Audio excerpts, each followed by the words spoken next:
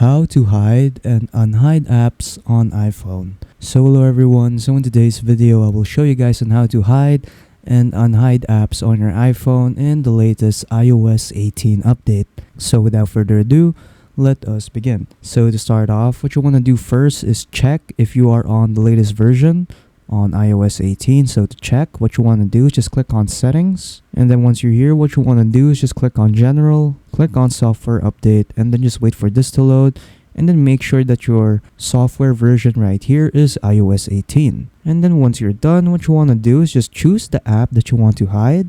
So for example, I want to hide Twitch right here.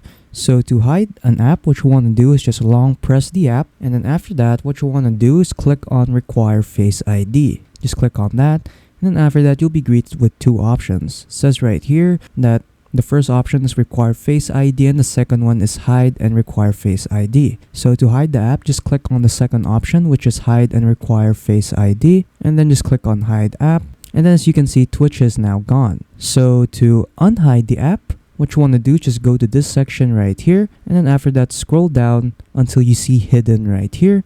So just click on hidden, and then you will see all of your hidden apps right here. So to unhide the app, what you want to do is long hold the app again, and then just click on don't require Face ID, and then there you go. Twitch is now back, and it is now unhidden, and then you're pretty much done. So yeah, that's pretty much it on how to hide and unhide apps on iPhone in the latest iOS 18 update. So if you found this video helpful, don't forget to leave a like and subscribe for more tech tips. That is all.